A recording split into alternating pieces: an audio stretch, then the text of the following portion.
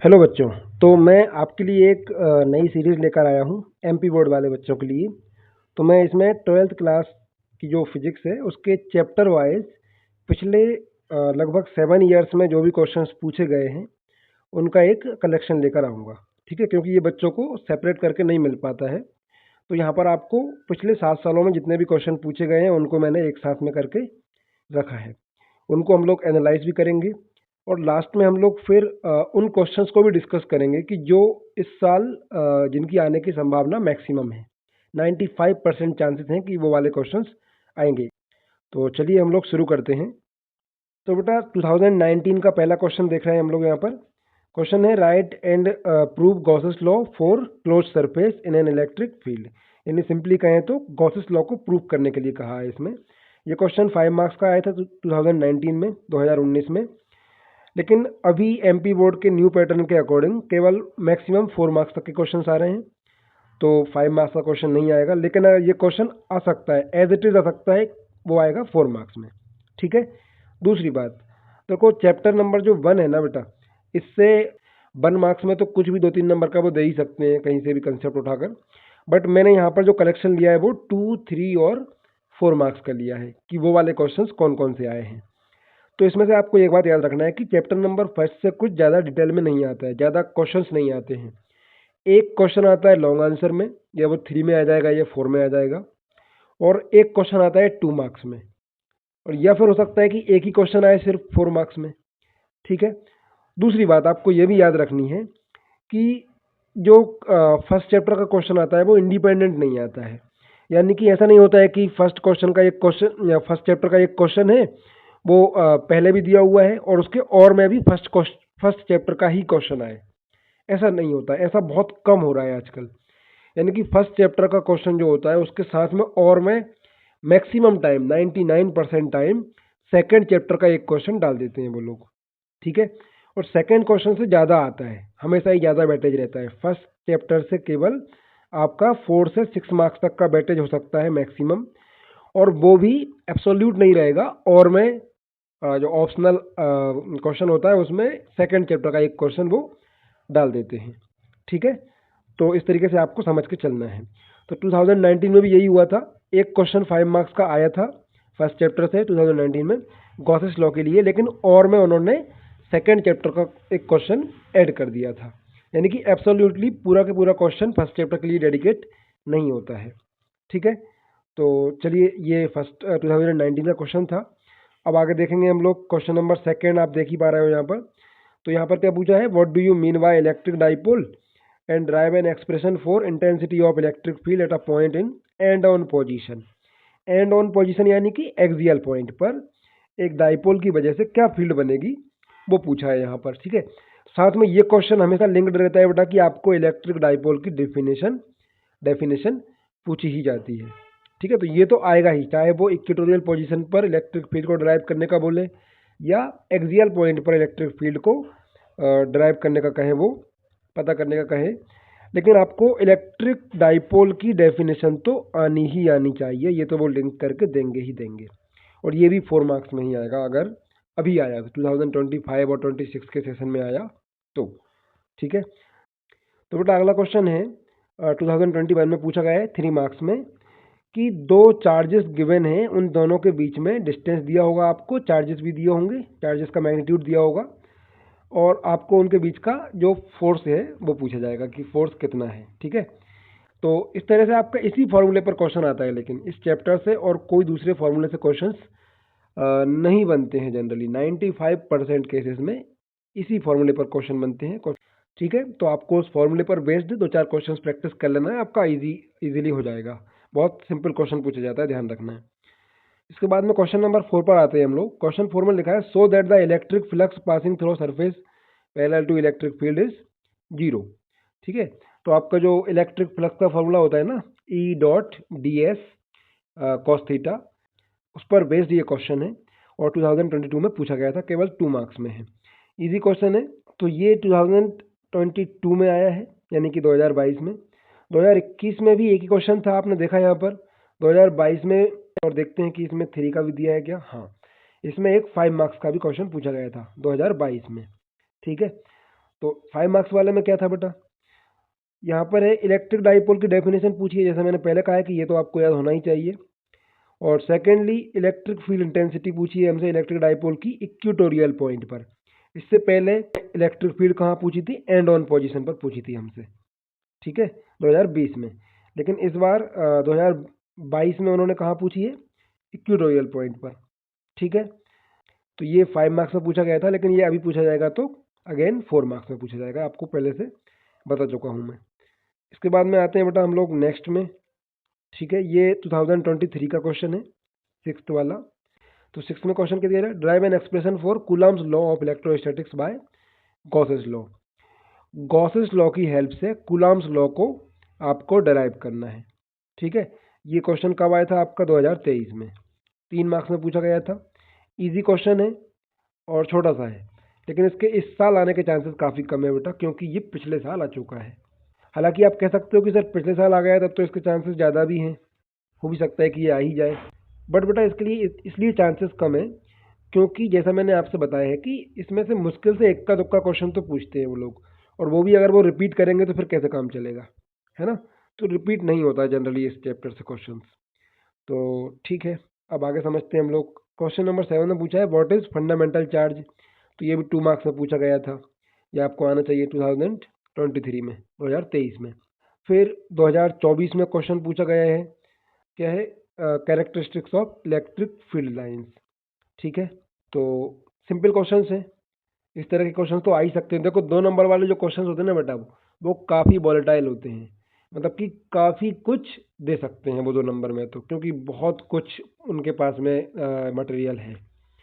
2 number के लिए तो वो कोई सा भी कंसेप्चुअल क्वेश्चन डाल सकते हैं, है ना, कुछ भी फंडामेंटल क्वेश्चंस आ सकते हैं, किसी भी कंसेप्ट से उठाकर 2 नंबर पूछ लेंगे, केस स्टडी भी डाल सकते हैं। तो कहने का सेंस ये है कि 2 नंबर में तो उनके पास में इतना सारा मटेरियल है कि वो कुछ भी उठाकर आपके लिए आपके सामने रख देंगे। तो चलिए हम लोग आगे समझते हैं। अगला क्वेश्चन है बेटा फिर से 2024 का, ये 4 मार्क्स में पूछा गया था, ठीक है। क्वेश्चन क्या है, वही आपका कूलम्स लॉ का यूज़ कर रहे हैं। यहाँ पर भी दो चार्जेस दिए हुए हैं, दोनों 40 सेंटीमीटर की दूरी पर रखे हुए हैं वैक्यूम में। आपको बताना है कि इलेक्ट्रिक फील्ड क्या होगी उन दोनों के मिड पॉइंट्स पर, ठीक है। काफ़ी फेमस क्वेश्चन है, ये भी आ सकता है, आता है, ठीक है। तो कूलम्स लॉ पर बेस्ड क्वेश्चन तैयार करके जाना है, मेरा कहने का सीधा सीधा सेंस ये है। और सिंपल आता है, ये मत समझना कि डिफिकल्ट आ सकता है, बहुत सिंपल क्वेश्चन देते हैं। तो हम लोग अगले क्वेश्चन को डिस्कस करते हैं 2025 में। इसमें लेकिन बेटा पहली बार उन्होंने क्या किया, और मैं भी एक लॉन्ग आंसर में दे दिया। तो 2025 में इन्होंने शायद से 2 मार्क्स में कोई क्वेश्चन नहीं दिया है ना। तो उन्होंने एक ही 3 मार्क्स का क्वेश्चन दे दिया, और में दिया है तो क्या हुआ, उन्होंने 2 मार्क्स में कोई क्वेश्चन ही नहीं दिया। इसका मतलब क्या हुआ कि 3 मार्क्स का ही दिया है, आप दोनों में से कोई एक ही करोगे, है ना, दोनों तो कर नहीं सकते। तो 3 मार्क्स का ही दिया है लॉन्ग आंसर में बस। दूसरी बात, उन्होंने इलेक्ट्रिक डाइपोल की एक्सिस पर फिर से इलेक्ट्रिक फील्ड इंटेंसिटी पूछ ली है। तो अगले साल में यानी कि 2026 में, 2026 में इसके आने के चांसेस कम हो गए। मैंने कहा कि क्वेश्चन रिपीट नहीं होगा इस चैप्टर से। और दूसरा यहाँ पर क्या पूछा है कि कूलम्स लॉ को वेरीफाई करिए स्क्वायर लॉ से with the help of Gauss theorem. तो ये भी 2019 में भी आया था, और ये फिर से आ गया 2025 में। तो इसके आने के चांसेस भी लगभग आप ना के बराबर मान सकते हो, ठीक है। तो बेटा ये अभी तक पिछले 7 सालों में पूछे गए क्वेश्चंस की लिस्ट है। देखो इसकी मैं PDF में ऑलरेडी आपको इस वीडियो के डिस्क्रिप्शन में डाल दूंगा इसकी लिंक, ठीक है।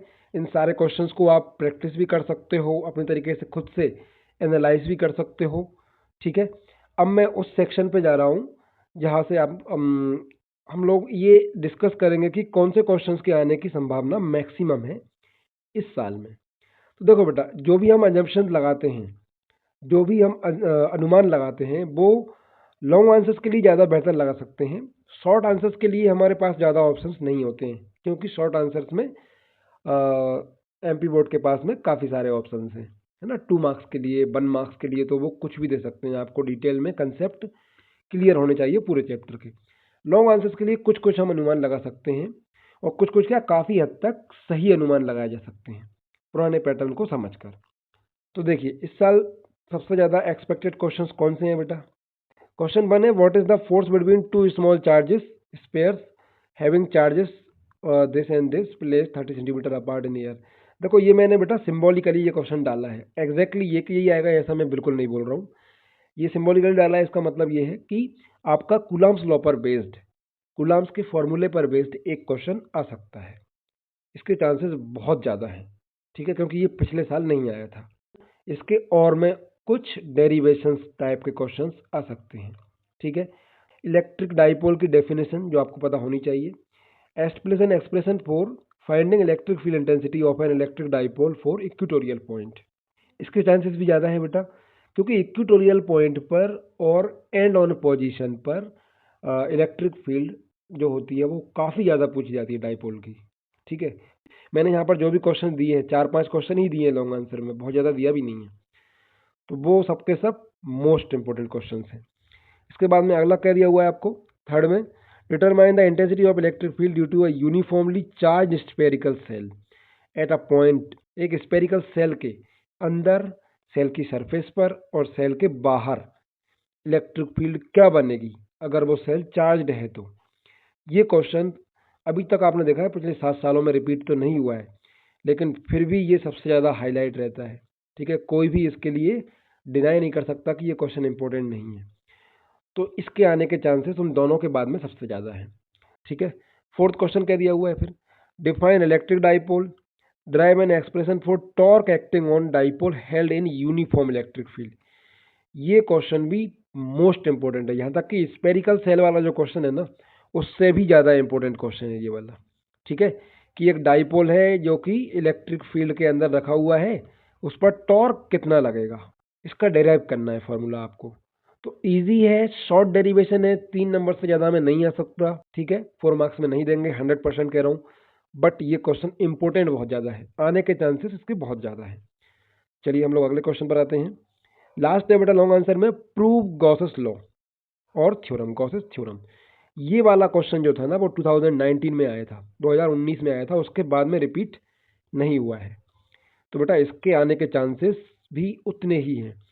देखो मैं आपको बार बार एक ही बात कह रहा हूँ, जो भी 5 क्वेश्चंस मैंने यहाँ पर आपको बताए हैं लॉन्ग आंसर में, 5 के 5 इक्वली इंपॉर्टेंट हैं और इनके आने की प्रोबेबिलिटी भी इक्वल है बिल्कुल। चलिए हम लोग अब थोड़े शॉर्ट आंसर की प्रोबेबिलिटी को समझ लेते हैं। तो इसमें मैंने आपसे पहले भी कहा था कि काफ़ी वॉलेटाइल रहता है इनका नेचर, यानी कि बहुत सारे क्वेश्चंस हैं, बहुत सारे ऑप्शंस हैं उनके पास में देने के लिए, फिर भी जितने भी ऑप्शंस हैं उनके पास एमपी बोर्ड के पास, उन सारे ऑप्शंस में सबसे ज़्यादा इंपॉर्टेंट कौन से हैं, सबसे ज़्यादा आने के चांसेस कौन से हैं, तो वो मैं यहाँ पर आपको प्रोवाइड कर देता हूँ। तो देखो सबसे पहली चीज़, कूलम्स लॉ को स्टेट करिए और उसको वेक्टर फॉर्म में लिखिए, डेफिनेशन लिखिए और वेक्टर फॉर्म में लिखिए, ठीक है, ये आ सकता है।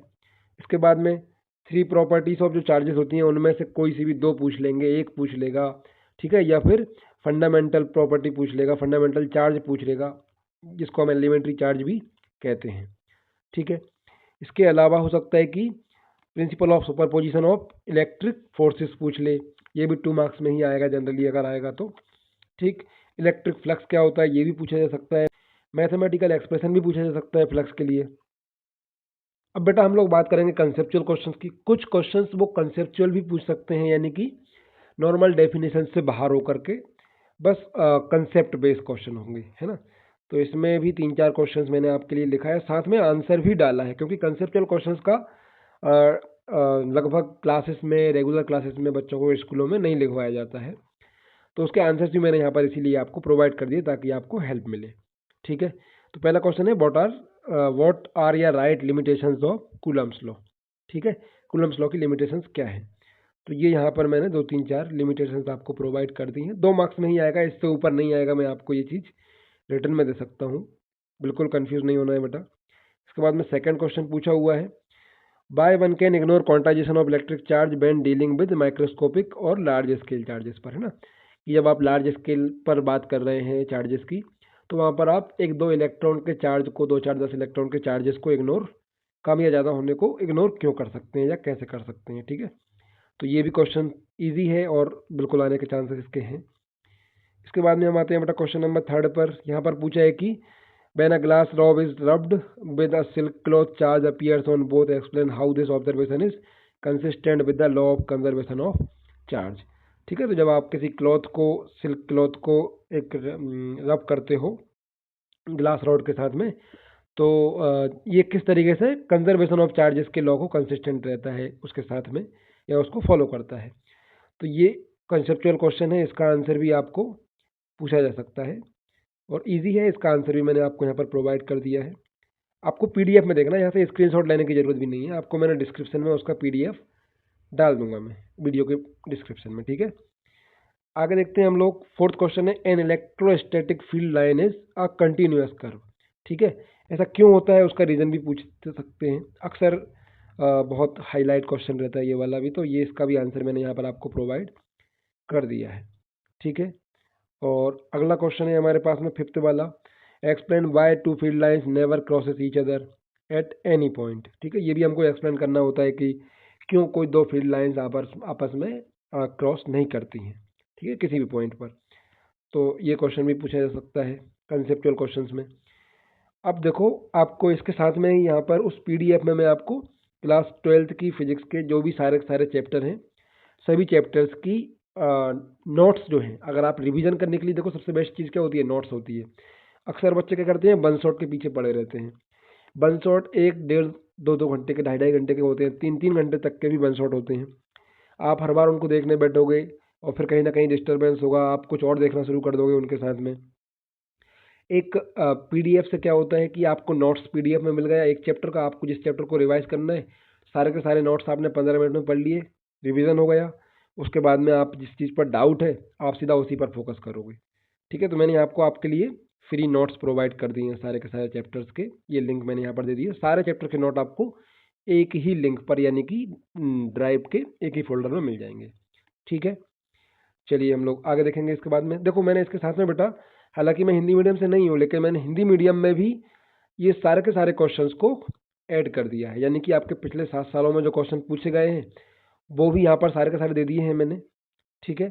और इस साल कौन से क्वेश्चंस के आने की संभावना ज़्यादा है, जो मैंने अभी अभी एक्सप्लेन किया भी है आपको एनालाइज करके, वो सारे क्वेश्चंस भी मैंने यहाँ पर बाकायदा कैटेगरी वाइज ऐड कर दिए हैं, ठीक है।